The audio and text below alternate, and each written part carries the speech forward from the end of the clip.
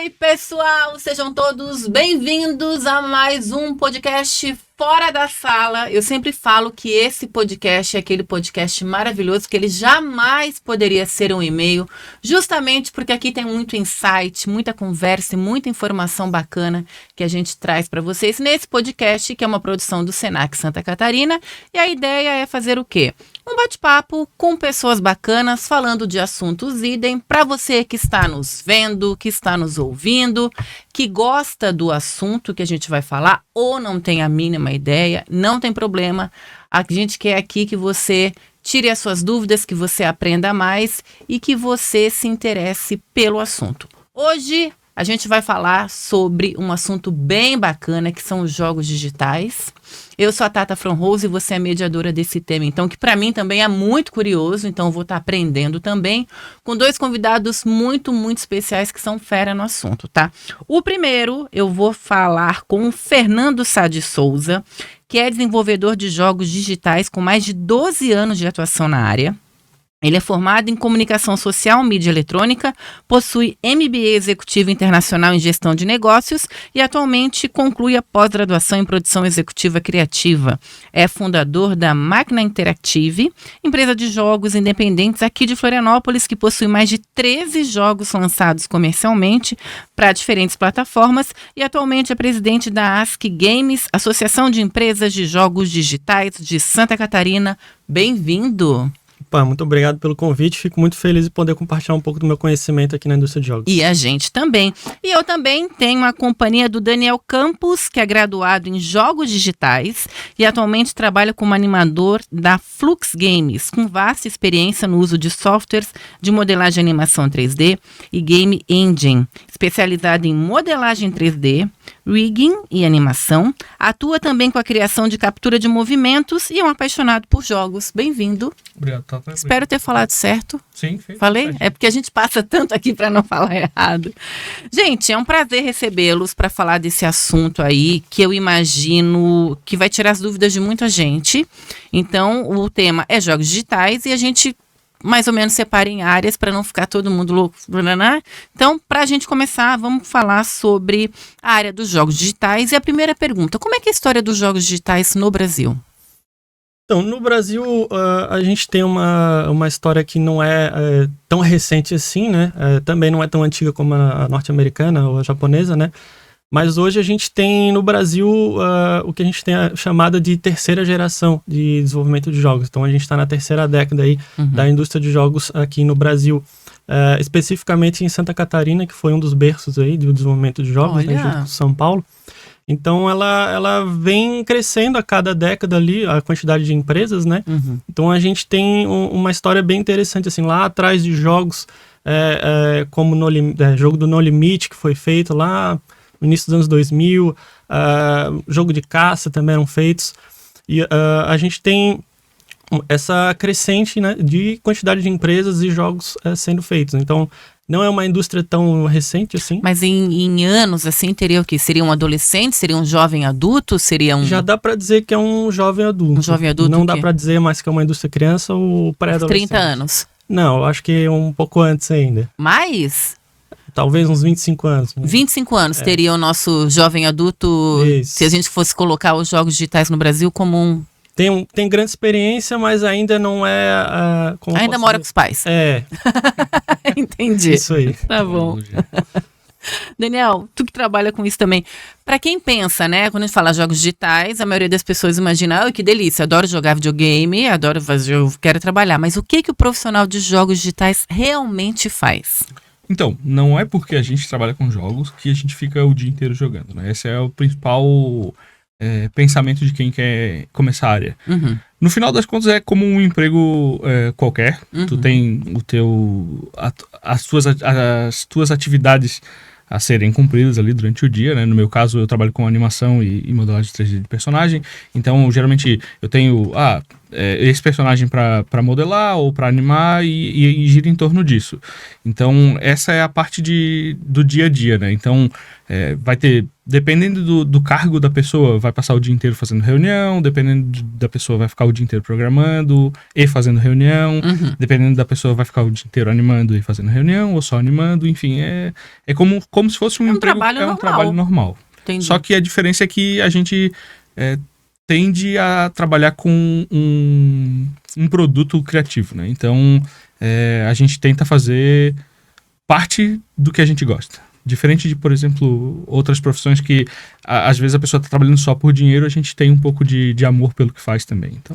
Adorei essa definição. Além de amor, que a gente falou aqui, quais as habilidades? Eu não estou falando aqui, a gente vai entrar mais para frente, o que a pessoa tem que estudar. Mas assim, eu quero ser um profissional de jogos digitais. Eu tenho que gostar muito do quê? Da vida, assim, normal, da rotina. Eu tenho que gostar de ler, eu tenho que gostar de ver filme, eu tenho que gostar... Teria mais ou menos algo que a pessoa, para ser essa pessoa apaixonada, já tem que mais ou menos se direcionar para aquilo?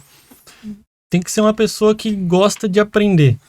Porque ela, ao entrar em jogos, ela vai ter que aprender muita coisa. Então, se não é uma pessoa que gosta de pegar um livro, pesquisar coisas na internet, essa pessoa não vai conseguir ter muito sucesso nessa indústria. Então, é uma pessoa que tem que gostar de aprender. E seja lá o que for, não é uma área específica, ela vai ter que aprender muitas coisas para poder se desenvolver nessa área. Então, esse é um fator principal, assim. Também, minimamente em inglês, né? Porque muito do conteúdo que a gente precisa consumir para fazer um bom trabalho vem em inglês, né? Então, hoje, o inglês ainda continua sendo uma língua que une o mundo todo, né? Então, o inglês é o básico, então. Exato. O inglês parte... E não é inglês básico. O inglês é o básico, não é o inglês básico. Exatamente. Tá. Uma curiosidade que eu tenho, como é que quando a gente vê um jogo, fala de um jogo, é muito, né? A gente vê, joga, mas como é que funciona o processo criativo, assim, quando você pensa em criar um jogo? Imagino que não seja tipo, eu acordei hoje, eu vou criar um jogo e à noite ele tá pronto. São muitas etapas, é uma demanda muito grande? Sim. Tem várias maneiras de começar um jogo, né? Pode ser isso como tu falou, eu acordei com uma ideia, eu vou botar a mão na massa e de repente de noite eu tô com um protótipo, alguma coisa. Como pode ser desde tendências ali de assuntos que estão sendo falados, né? Por exemplo, uma série que bombou ali na Netflix, a pessoa tem uma ideia, se inspirar naquela série e vai desenvolver.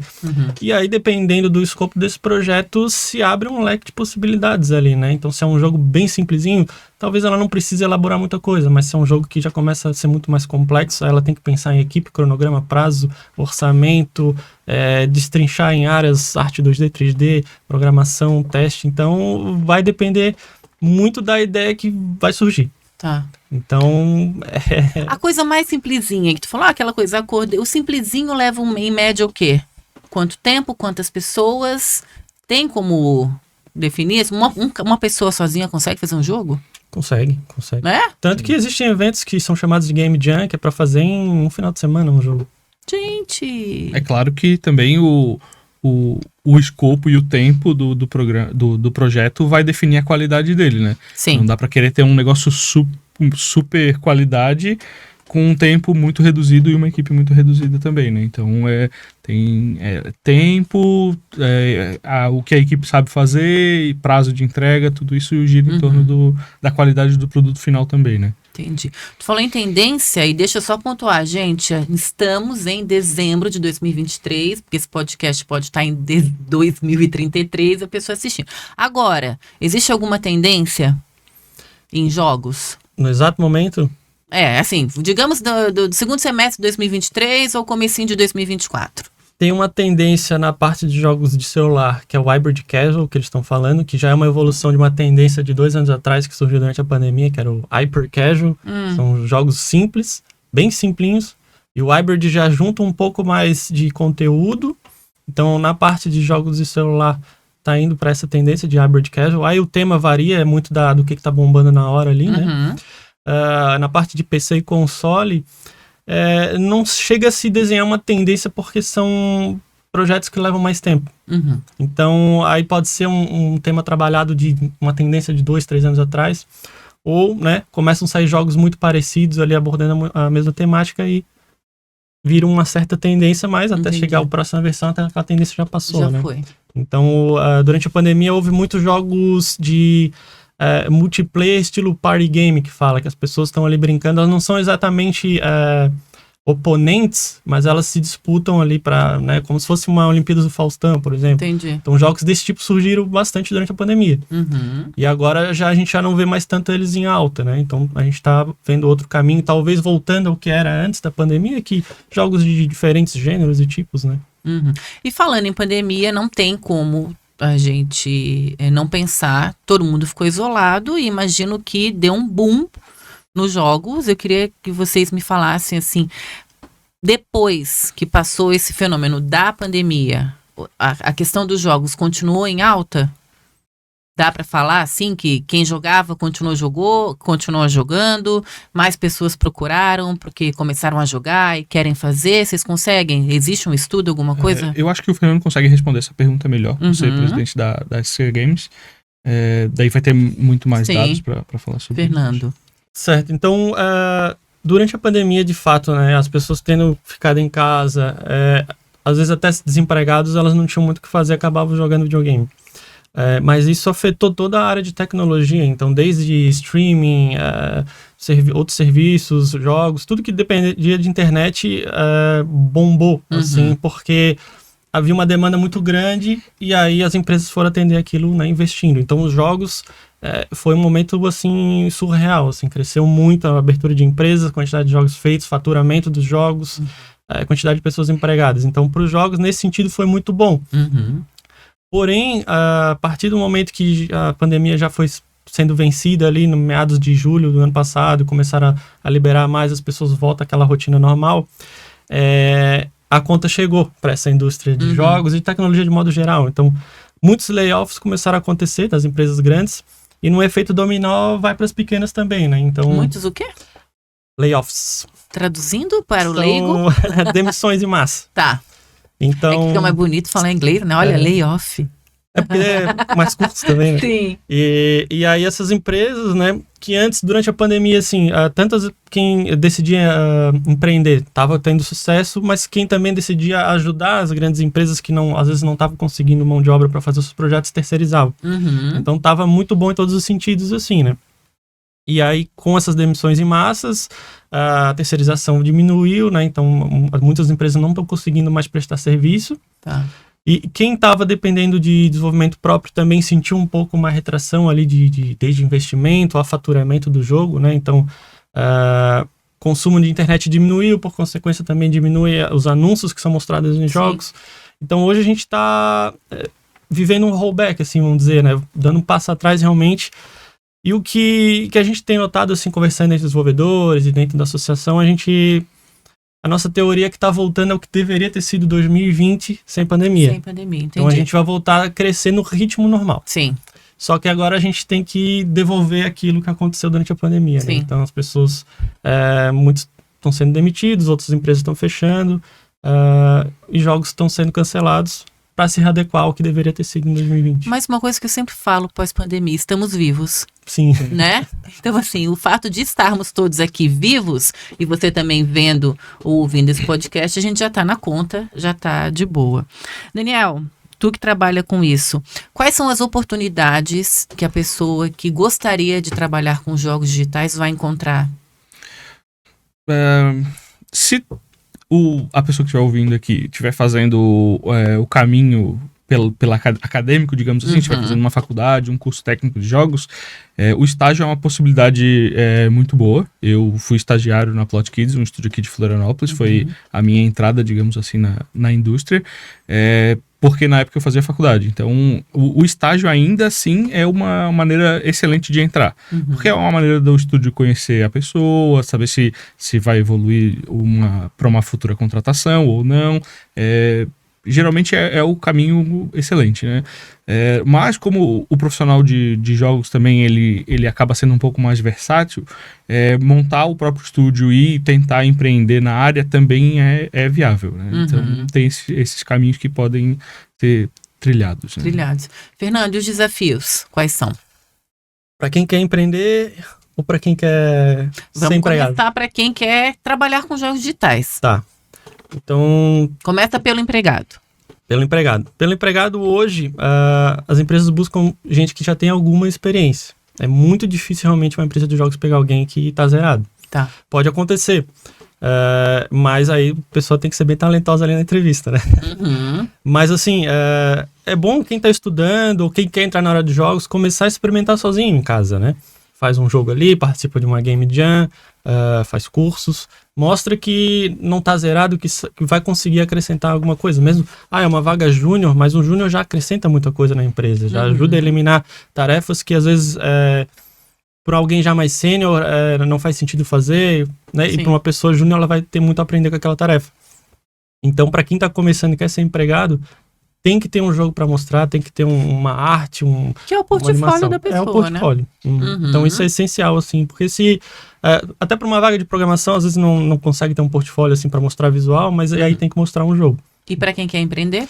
Para quem quer empreender, a primeira coisa, antes de abrir a empresa, também é passar por esse caminho de fazer jogos, participar de Game Jam, para que tu veja se é aquilo realmente que tu quer fazer. Porque na hora que tu decidir abrir uma empresa, por exemplo, aqui em MEI, né, o microempreendedor individual não consegue botar o KNAI ali, que é Não tem, né? Não tem. Então aí tem que abrir uma empresa mesmo. E aí abrir uma empresa tem que ter um contador, então vai pagar muitas taxas, vai pagar mensalidade. Então tem que ter certeza que quer entrar nessa área. Sim. E aí vem as outras dificuldades de empreender no Brasil, que impostos e burocracia, etc., que incomoda também. E outras dificuldades que tem que ter em mente. Então, por exemplo, eu vou fazer um jogo aqui no Brasil, vou distribuir globalmente, mas, por exemplo, se eu for distribuir em plataformas conhecidas como Steam, Microsoft, Sony, etc., que são todas americanas... A gente tem mais uma dificuldade, é que o Brasil e os Estados Unidos, por exemplo, não tem acordo de bitributação. Então, tu já tem que ter em mente que aquele faturamento que tu tá botando lá no jogo vai ser severamente descontado até chegar em dólar. ti. Isso. Então, em dólar ainda. Tem várias nuances aí para pesquisar bem. Então, empreender não é fácil. Empreender em jogos no Brasil é mais difícil ainda. Mas se a pessoa tem uma veia empreendedora, tem que ir. Porque faz parte do empreendedor. Sim.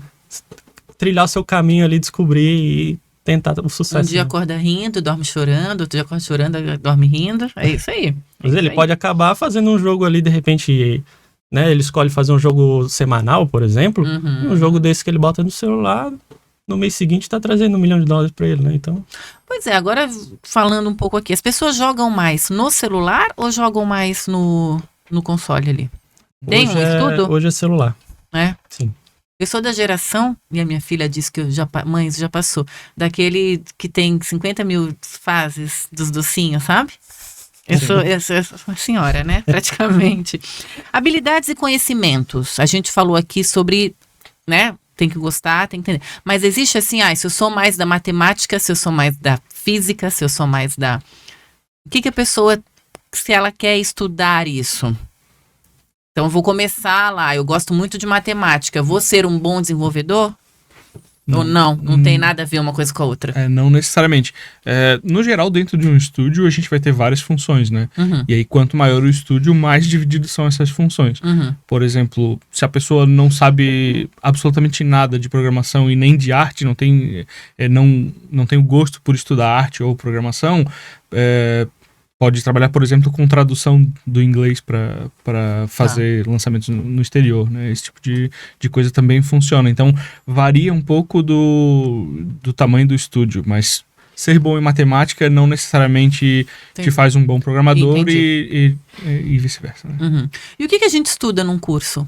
Porque vocês trabalham com isso, vocês são professores. Tu é professor também? Fui. Foi professor, tu é professor. Sim. Então, imagino que a primeira coisa que a gente comenta aqui, a pessoa entra pensando que vai jogar o dia inteiro. Já não começa por aí. O que se estuda? Quanto tempo dura um curso, por exemplo? E aqui a gente está falando, a gente está fazendo já o jabá pra gente. Já vamos falar aqui, óbvio, mas é óbvio, dos cursos do Senac. Então, por exemplo, entrei. Eu vou estudar quanto tempo? O Senac hoje ele tem um curso do ensino médio, que é concomitante o técnico de jogos digitais. São 3 anos, né? Então o aluno vai fazer o ensino médio junto com o curso de jogos técnicos. Olha, então ele já sai com a formação técnica em jogos digitais. E dentro do curso ele vai aprender um pouco de todas as áreas para iniciar o conhecimento dentro de cada área, né? Então ele vai aprender um pouco de pintura digital, ele vai aprender um pouco de modelagem, animação, programação, som, um pouco de cada área, para ele saber por qual caminho ele vai querer trilhar, pelo menos. Que bacana. Isso falou são 3 anos. Isso são 3 anos. Aí a gente tem também cursos de graduação que podem durar 2 anos e meio, até como tecnólogo, ou cursos de bacharel, por exemplo, em design, que poderia atuar como dentro de um estúdio de jogos, que são 4 anos também. Então varia um pouco de curso. Também não necessariamente a pessoa precisa de um diploma para trabalhar dentro da área, né? Ela pode simplesmente estudar e ser autodidata, digamos assim, para poder trabalhar dentro de um estúdio, mas como o Fernando falou, né? É um pouco mais difícil o estúdio contratar alguém que nunca trabalhou na área. Um diploma ajuda. Um diploma ajuda, um estágio ajuda, tudo no final vai colaborar, né? Porque tu já sabe que a pessoa não chega crua ali, né? Se tu vai falar alguma coisa, ela já vai saber pelo menos, é o que se espera, que ela já saiba pelo menos o beabá ali, como é que funciona. No processo seletivo, assim, o diploma ajuda no sentido de que num curso técnico ou de graduação, faculdade, né, pós-graduação, a pessoa ela recebe outros conteúdos ali que não são necessariamente de jogos, né? Desde administração, né, conteúdos, responsabilidade social e por aí vai, né? Então, na hora que uma empresa seleciona e ela tem 2 perfis ali muito parecidos, um que não fez uma graduação e um que fez uma graduação, a tendência é ir pelo da graduação por esse conteúdo a mais, né? Mas não é obrigatório ter uma formação em jogos, né? Então, a pessoa consegue... Eu mesmo estou empreendendo jogos, mas eu nunca fiz um curso de jogos. Então, eu fiz comunicação social, depois fiz pós em administração. E agora, mais recente, é que eu fiz uma pós que passava um pouquinho por jogos. Mas, então, não é algo assim fundamental, mas ajuda, porque daí já a pessoa que vai ser contratada, ela já tem outros conteúdos ali amparando, né? Não, e tu falando isso mostra realmente que são várias áreas de atuação, né? Dentro ali. Sim. Agora eu quero ver com vocês que trabalham aqui, a gente está em Santa Catarina, tem a associação, mas eu queria ver a indústria de jogos digitais no Brasil. Como é que tá? A gente pode falar que o Brasil tá legal? É uma referência? Não é? Se não é, o que falta para chegar? Em que patamar o Brasil, de 1 a 10, assim, como é que a gente pode falar que o Brasil está numa escala de 1 a 10, se tratando de jogos digitais? Eu acho que dá para dizer que já está num 8, assim. Olha! Ele é buscado como uma opção de terceirização, né, de produção de arte para jogos, às vezes até de full development, que é o desenvolvimento completo do jogo. Mas ele ainda não se mostra um grande produtor de jogos originais. A gente tem poucos casos, assim. Então, ainda Canadá, Japão, Estados Unidos ainda acabam sendo os grandes produtores, né? Mas a gente tem alguns casos de sucesso aqui, no Brasil começando a acontecer com mais frequência agora até. Mas, ao mesmo tempo, a gente tem um pouco da desaceleração da abertura de empresas. Então, ela vinha crescendo muito durante a pandemia, mas já no ano passado o crescimento foi um pouquinho menor comparado a 2021. Esse ano a gente ainda não sabe, tem que esperar a pesquisa acabar, né? Tem uma pesquisa nacional que é feita até pela Abra Games, né? Então, o Brasil, ele tem bons profissionais, excelentes profissionais, empresas grandes que estão se estabelecendo, tem os grandes produtores de arte para empresas estrangeiras, que também a gente tem grandes empresas lá na parte do Nordeste. E tem alguns sucessos originais aqui também, e a gente está começando a ter empresas sendo adquiridas por empresas estrangeiras, né? Então, grandes empresas estão vindo para o Brasil começar a se instalar aqui através dessas aquisições, né? Então, esse é o cenário atual que a gente tem. Mas ainda tem muito espaço pela frente, né? Sim. Tu falou uma coisa que eu achei interessante, que assim, tem, pelo que eu entendi, tem as pessoas para desenvolverem, mas falta a questão da originalidade para criar. A criatividade é algo essencial para quem quer trabalhar ou não? Sim, a criatividade é essencial, mas eu acho que mais do que a criatividade, hoje falta investimento como um negócio sério. Porque hoje no Brasil também é muito visto como uma empresa que produz um joguinho. Um joguinho aí, deve ser de doer na alma, né? E aí isso não é levado muito a sério como negócio por grandes investidores. E, sei lá, isso é uma coisa que a indústria brasileira poderia estar muito mais na frente e não está justamente por esse tipo de pensamento de talvez não investir em jogos. porque é coisa de criança, esse tipo de pensamento de gente... Seria uma falta de conhecimento também exato, das talvez. pessoas. Sim, e até o cenário brasileiro, assim, para um investidor privado, ele ainda tem outras áreas que são mais interessantes, que eles vão ter mais retorno do investimento. Uhum.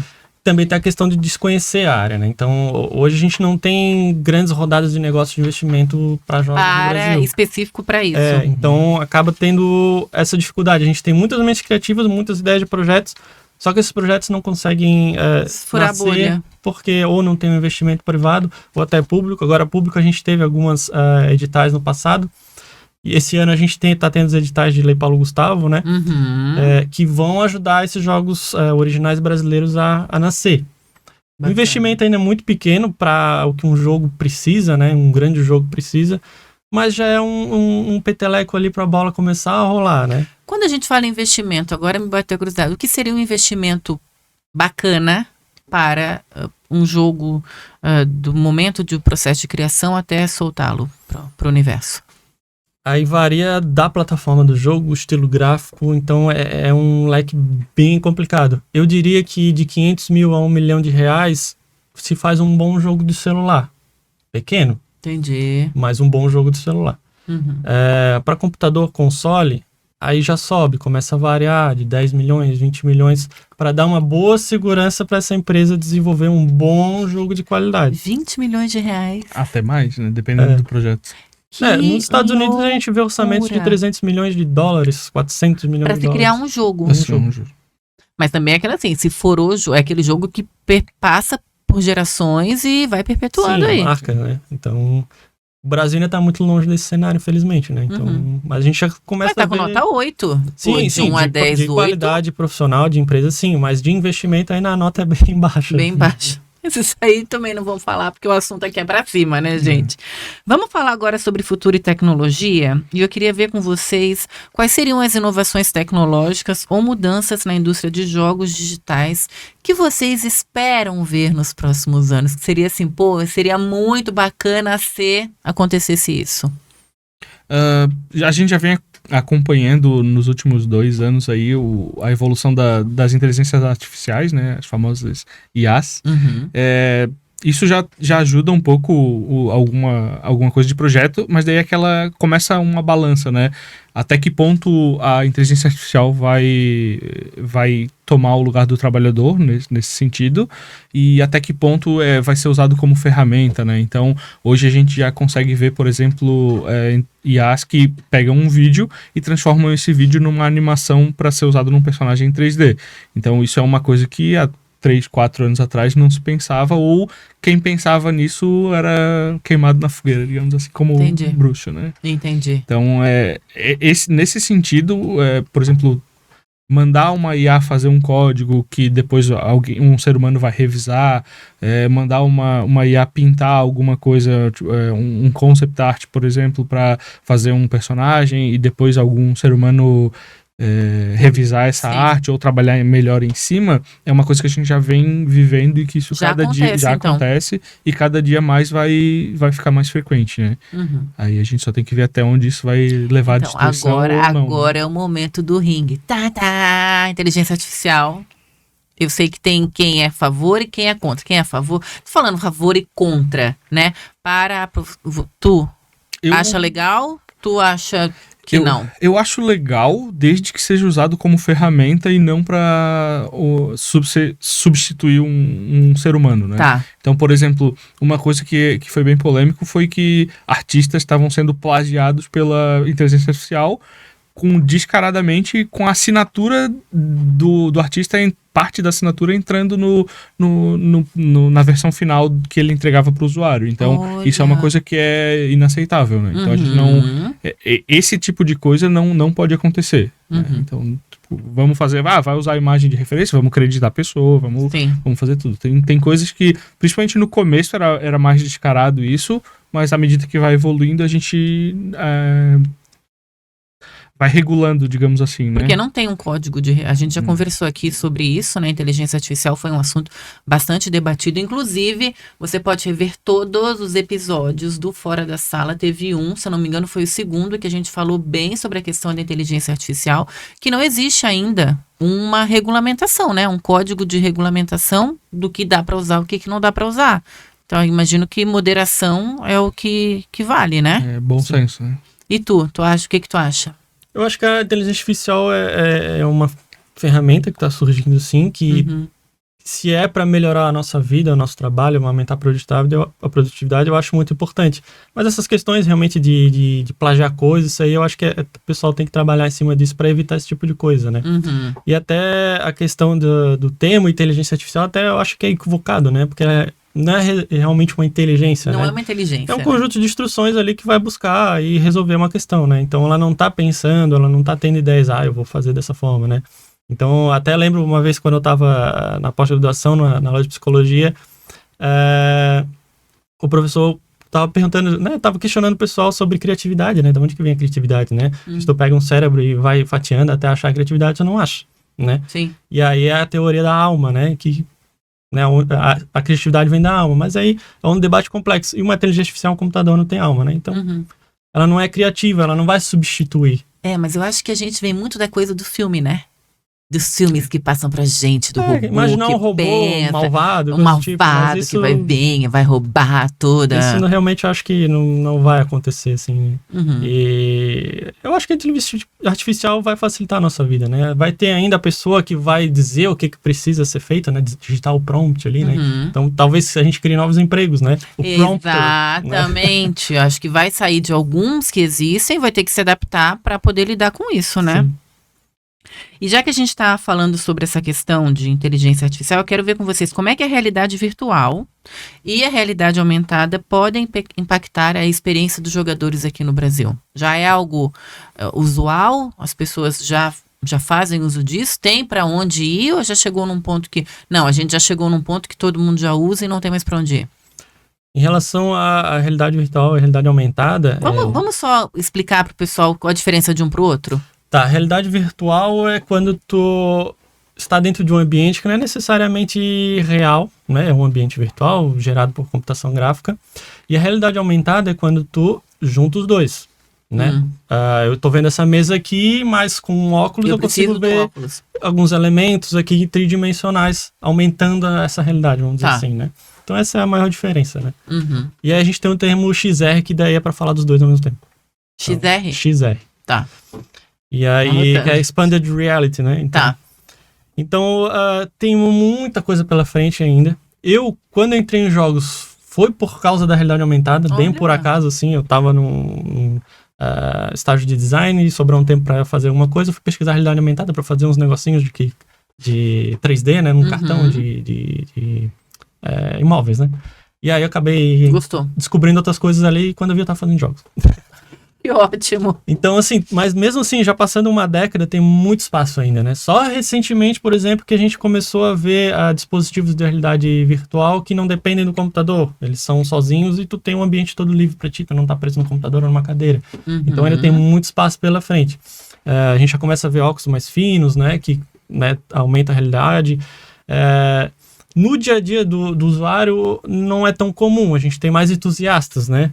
Que compram um aparelho para jogar e tal, mas na parte comercial, serviços, educação, a gente começa a ver muito mais. Então a gente tem uso de tablets para fazer visualização 3D. Hoje os tablets já fazem a leitura da sala e jogam elementos ali, tanto para a parte de design interiores, arquitetura, medicina também tem bastante.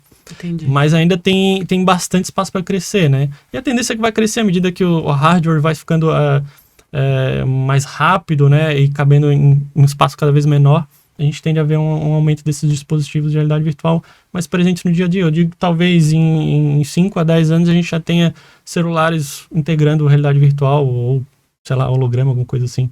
Pode ser bem possível. Interessante. Né? Porque eu lembro que há 10 anos atrás, 15, sim.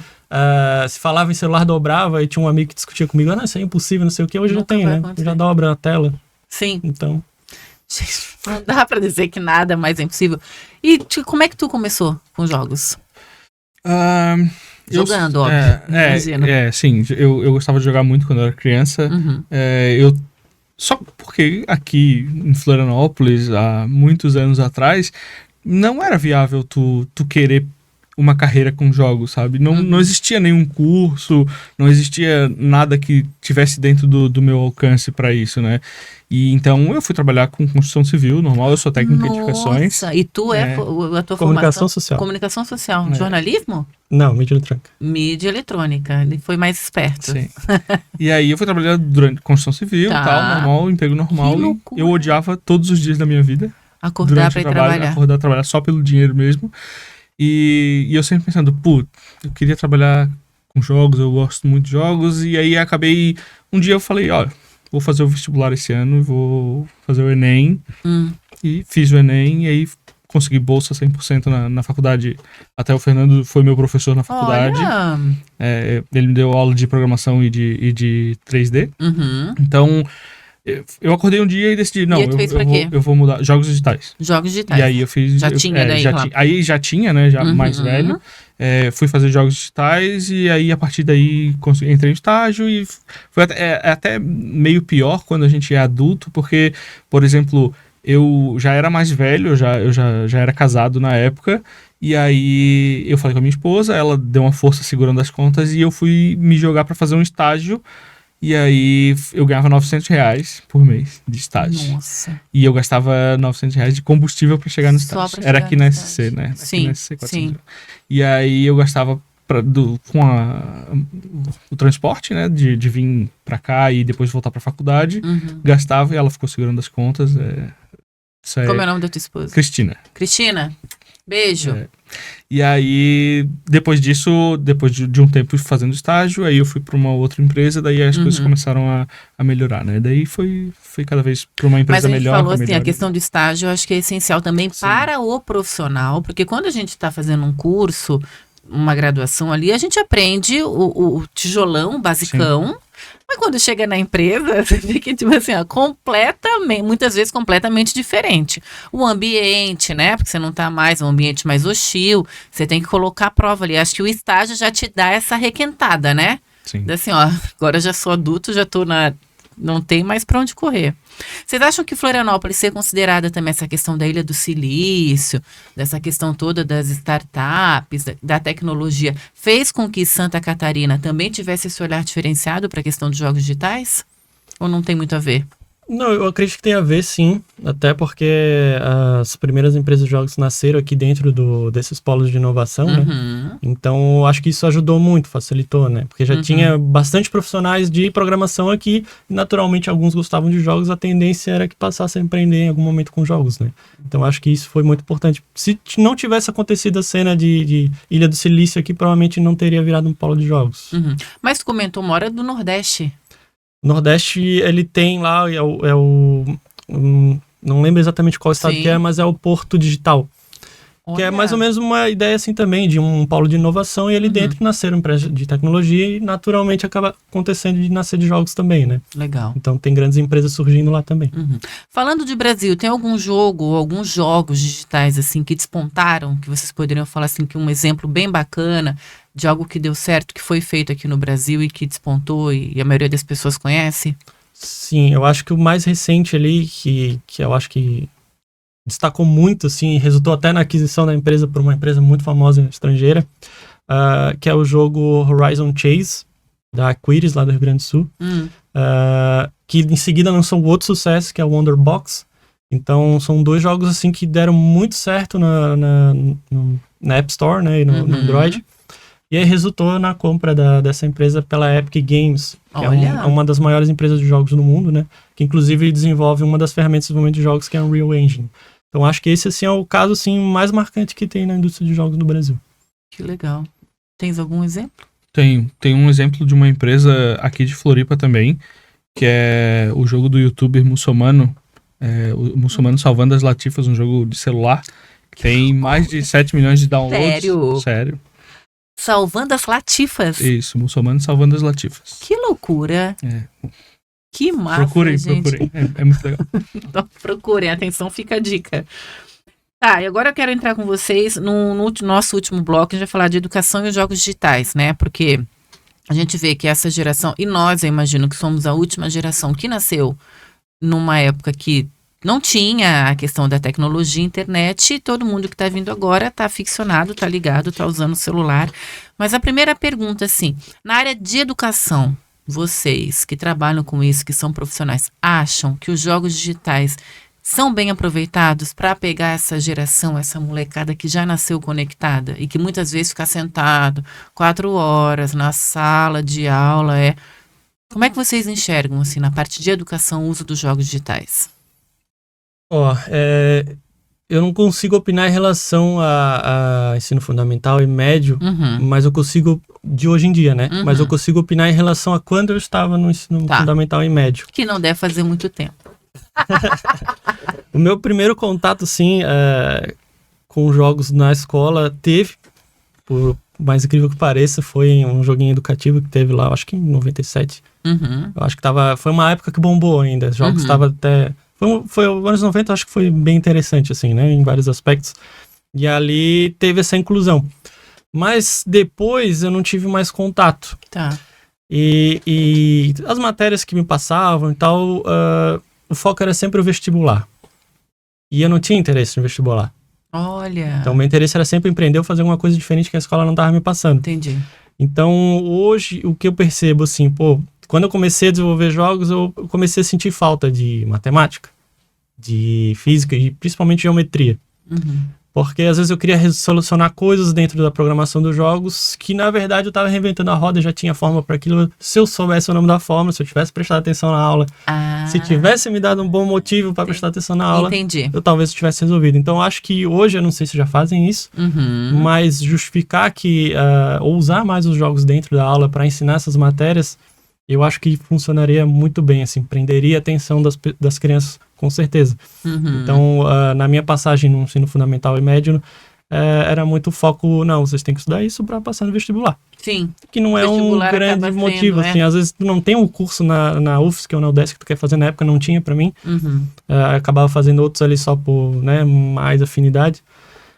Mas eu acho que se as instituições de ensino conseguirem envolver os jogos ali dentro como ferramenta realmente de aprendizado. Para realmente aprender e não para um foco lá na frente, daqui a 3 anos tem um vestibular para você fazer alguma coisa que não tem nada a ver com você. E mesmo que o foco seja o vestibular, que usa os jogos para chamar a atenção, né? Então, vamos fazer um exercício aqui dentro de um jogo, ou vou ensinar, por exemplo, eu lembro na aula de história, aí foi algo mais meu, né? Eu gostava de aula de história, porque eu jogava Age of Empires.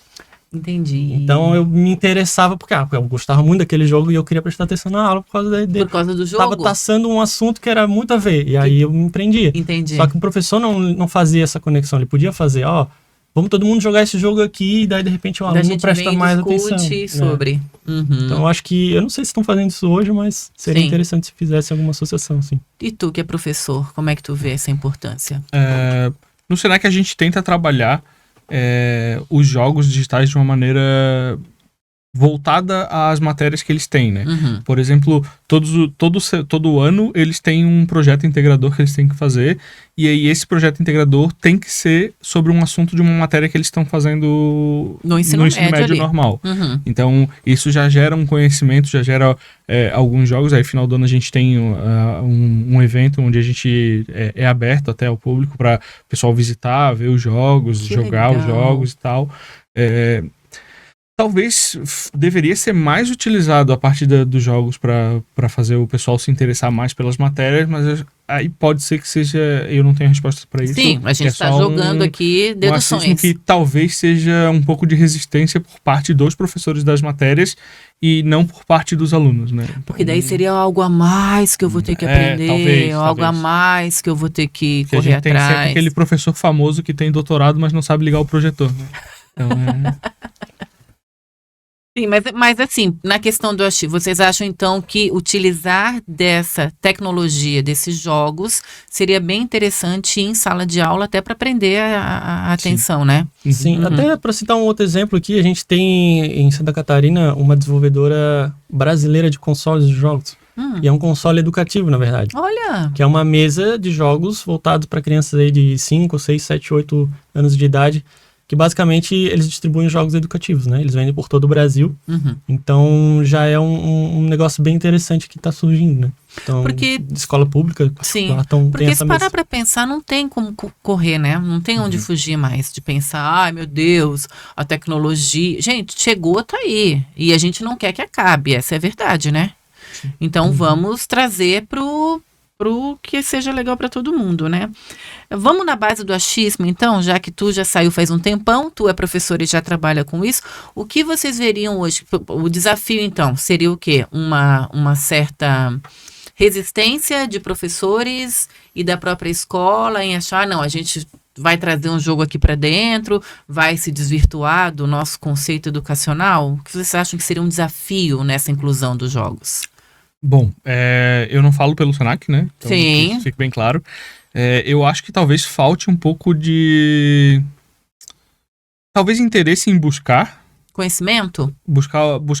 parceiros que desenvolvam jogos, né? Porque não é o tipo de jogo que faria sentido os alunos produzirem para ser usado dentro da própria instituição, talvez, sem a supervisão de uma empresa, por exemplo, né? Entendi. Então, eu acho que talvez um movimento que fosse legal acontecer parcerias de levar os estúdios para dentro das instituições que ensinam jogos, por exemplo, e aí tu já começa a criar material para dentro do própria instituição e tu começa a criar profissionais para o mercado, porque esse mercado vai precisar eventualmente desse profissional. Legal. Então, esse é um movimento que eu acredito que poderia ser bem bacana acontecer. Fica a dica aí, hein? Esse é bem legal. E vamos aproveitar aqui de uma coisa que tu falou da questão dos profissionais, né? Para trabalhar hoje. Como é que seria essa demanda? A gente tem mais emprego e menos profissional, a gente tem um número de profissionais para as vagas, para quem quer trabalhar com jogos digitais de boa. Como é que seria hoje essa questão? Hoje, a leitura que eu faço, assim, com base em algumas conversas com outros empresários, é que a gente tem muita gente para preencher as vagas, mas ao mesmo tempo tem muita vaga aberta que não preenche.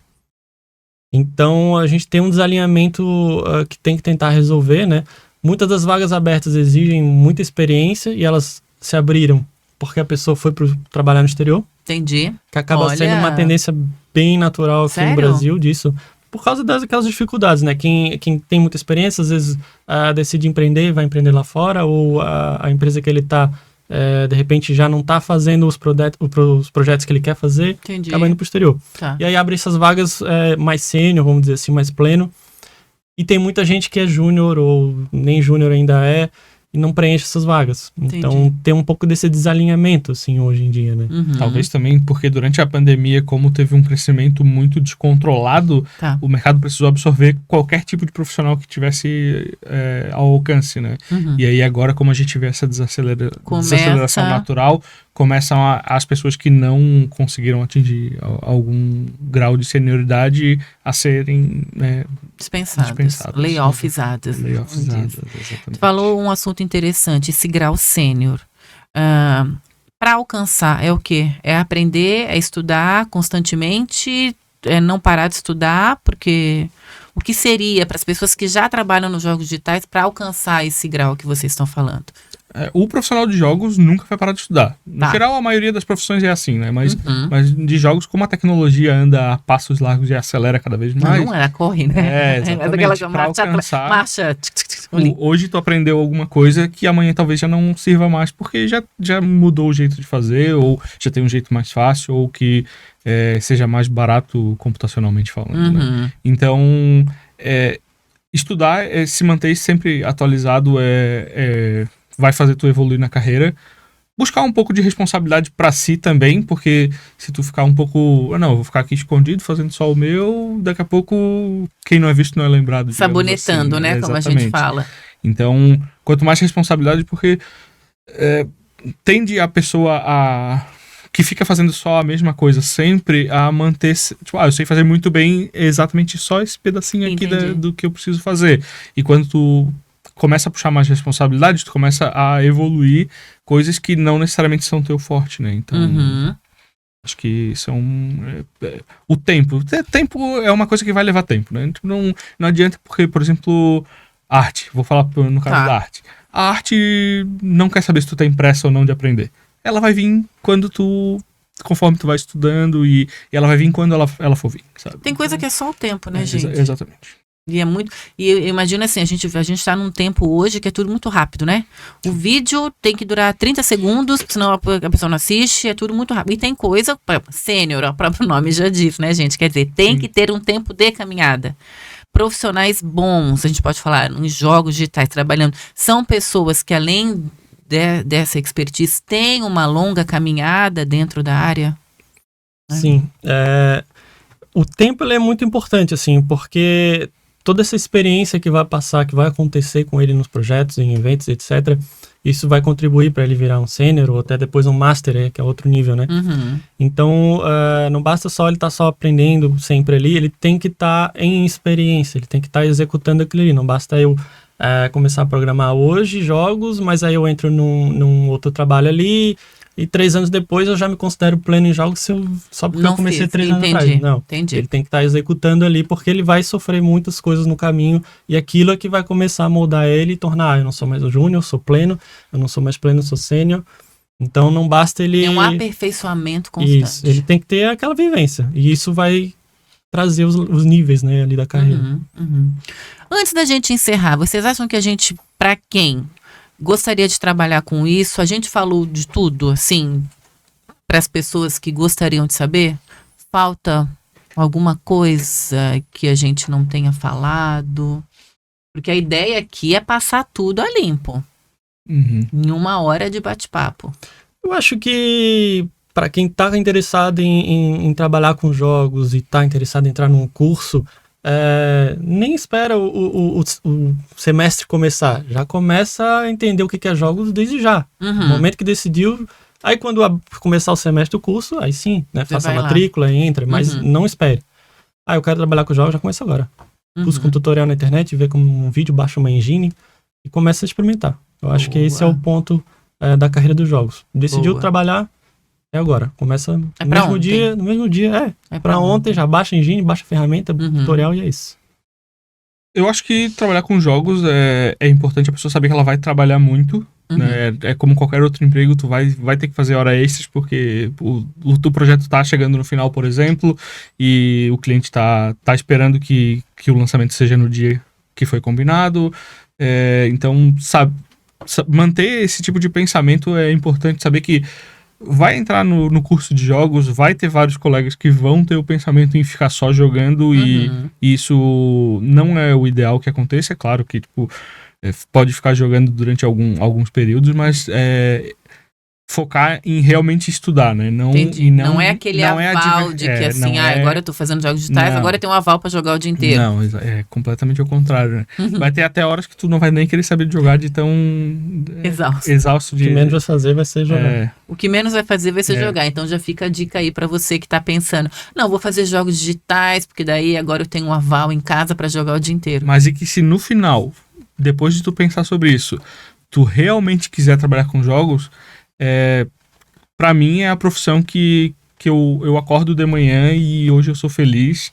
Era isso que eu ia perguntar. Vocês são felizes no que vocês fazem? Sim. Mas pra chegar nessa felicidade, eu imagino que deve ter dias também que vocês acordaram chorando. Sim. Teve noites que a gente não dormiu também, né? Entendi. Quer dizer, tem um sacrifício. Sim. Tem mas sacrifício. No final das contas dá pra falar assim, hoje eu sou feliz fazendo o que eu faço. Sim, muito. Sim. Que legal. Acho que isso é importante, né? Porque, gente, a gente vai vendo, vai amadurecendo, vai vendo assim, ganhar muito dinheiro é bacana demais, mas você tem que ver até que ponto você está colocando a sua saúde mental. E quando você chega num ponto em que você, às vezes, nem ganha tanto dinheiro assim, se ganhar, ótimo, mas você nem ganha tanto assim, mas você acorda feliz. É muito legal. Depois de um tempo você vê que acordar feliz para fazer qualquer coisa é mais essencial do que qualquer outra coisa. Fora isso, algum conselho? Alguma coisa que a pessoa em sala não aprenderia? Algum conselho que vocês dariam? Ou que foi dado, é isso aí? Já sei, assim, quer trabalhar com jogos digitais, é para ontem, não é para... E o teu? O meu seria não ter medo de desistir. Porque não é porque tu gosta de jogo que tu vai gostar de fazer jogo. Entendi. Então, se tu acha que não é pra ti, se em algum momento tu sentir que não tá no lugar certo, não perde tempo, sabe? Pode desistir, não tem problema. Não precisa ser considerado um fracasso. Então, eu acho que esse é o maior conselho, seja pra carreira que for, né? Isso, acho que é pra vida, porque tem aquela coisa daquela desistir. Como é que é? Desistir não é uma opção. Não é uma opção. Sim. É uma opção, Claro porque às que é. vezes também não adianta você ficar tentando, e não é feio e não é fracasso, gente. Adorei. Não tenha medo de desistir. Exatamente. E se for aquilo que tu realmente quer fazer, não desista, porque o próximo jogo pode dar certo. Olha, já vamos anotar aqui. Não, adorei. Gente, muito obrigada. Adorei falar com vocês. Eu acho que esse é um tema que para muita gente é novo, né? Para quem nunca ouviu falar, mas para quem ama já é algo que realmente gosta. Jogos digitais tem uma tendência então, e o negócio é não ter medo de desistir, mas se você quer fazer aquilo, não desista. Exato. Isso aí. Muito obrigada, gente. Esse foi mais um Fora da Sala, o podcast que, como eu falo, jamais poderia ser um e-mail. Quero agradecer, Fernando, Daniel, a você também que nos ouviu, que nos assistiu. Se quiser saber mais sobre o Senac, se quiser rever os outros episódios, a gente tem muito assunto bacana aí, de várias áreas que o Senac oferece, você pode nos procurar nas nossas redes sociais, tem tudo, tá? Tem no Facebook, tem no Instagram, tem no Twitter, tem no LinkedIn, tem no Pinterest. É só procurar Senac SC. Peraí.